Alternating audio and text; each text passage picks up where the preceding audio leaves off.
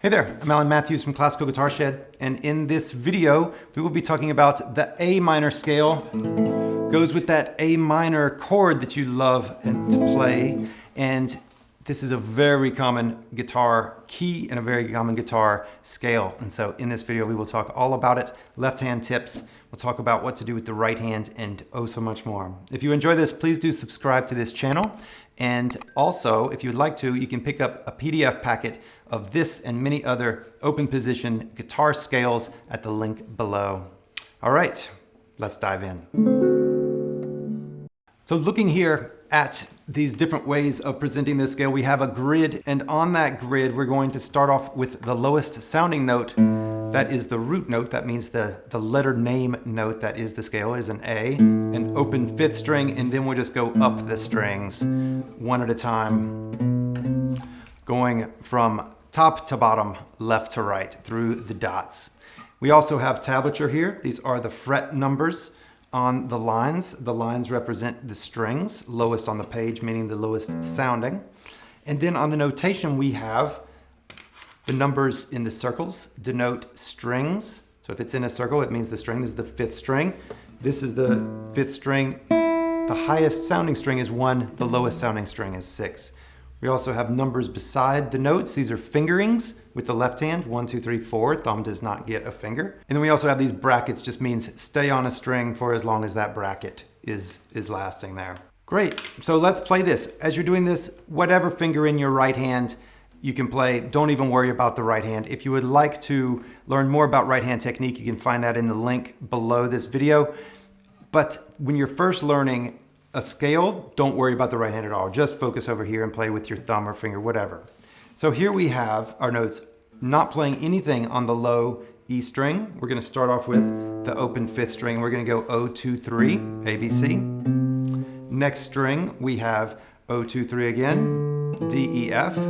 Next string we have O2, that's the third string, that's G, A. Next string we have O1, 3, B, C, D. And then on the top string, it's a little bit different here. We start off with O1, 3, third fret. Here I have the fourth fret written as the fourth finger written as a fingering, and then we can slide up. To the fifth fret is the high A. And then slide back down for the way back down. You can also use your third for that if you'd rather. O1, 3, and then slide the third finger up 2 frets. And you can just practice that move. And when you're playing, you want to play right behind the fret. And so not way in the middle of the fret or not right on top of the fret, but right behind it. And that spot right behind the fret takes the least amount of finger strength to get a really nice clear note. So if you can get used to playing right there, right behind the fret, you can play with less finger strength and then have more speed and dexterity and stamina in your playing. So this is the A minor scale. Let's talk about the left hand as we're playing this. So in the left hand, play with a nice C shape with your thumb sticking out there like a fat lip. And you want this to be nice and straight instead of curved like this. We don't want to cramp up our thumb like this on the back of the guitar. Keep it nice and straight with the meat of your thumb on the back of the guitar and your fingers curved. And you don't want your thumb to go beyond the index finger like this. So that means that don't put this part of your hand on the back of the guitar, because then that will force you to do that. So playing that right behind the fret with a nice C shape, you may want to open up your hand a little bit to the sky like this, so that your fingers are more, when they're just relaxed, they're right over the string. So that way you don't have to reach for strings. They're just, if you'll notice, you can do this type of thing and then get them to where your fingers are just naturally curved and comfortable over a particular string. So then we just have to push them down. Ideally, your other fingers don't fly up. If you're just starting out, they might. You might, pressing down one finger may make the other ones fly up into the air. Eventually, you want to keep them down so that they just stay just a little bit above the strings all the time. The pinky might be a culprit. It might be flying around on its own. Just keep telling it to do what you want it to do, and eventually it will start to step into line just a little bit. So a couple things to look out for with your left hand. First, we don't want to touch this big knuckle of the guitar. to the side of the guitar. Instead, we want to keep that nice C shape in our hand, keep those fingers free to move where they need to, and that way we don't build up excess tension or cramp the fingers or make them work against each other. So it's a really common habit to grab the guitar up here. You don't need to, just let your hand float. As you're doing that on the top strings, it may feel funny at first, but you'll get used to it and it's much better on your hands. The second thing I mentioned before is this meaty pad behind the thumb back here.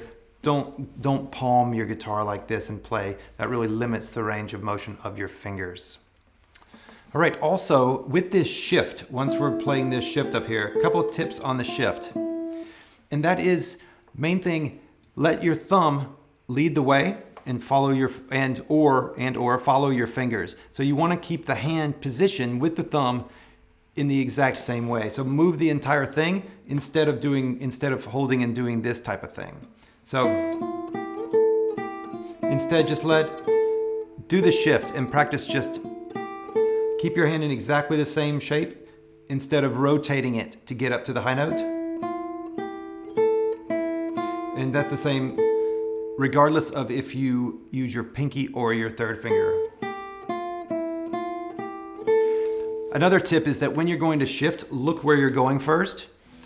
Look up here, and that way you know exactly where you want to go, and then look back down here so that you're looking ahead of when you're going. And that's going to help you become more accurate so that you don't get a buzzy note or just kind of get a little bit off kilter or something like that. It'll take a little bit of practice, but it's a wonderful intro to shifting a scale like this that has just a one note shift in it. All right. As you're playing this, as soon as you can, start to play in a steady rhythm. Use a metronome. If you need tips on how to use a metronome, you can find that in the link below, as well as a PDF of this scale and many others. So the better you can play your scales with a metronome, the better your pieces are going to sound. It won't be so wishy-washy. Just really get right in time. If you're playing slowly, you might want to put 2 clicks on the metronome for every note you play. So click, click, click, click, click, click.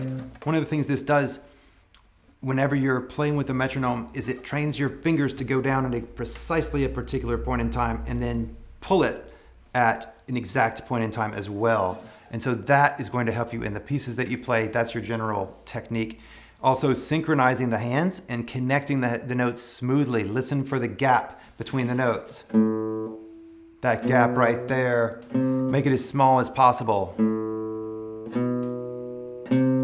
so that your right hand plays right when your left hand plays as well.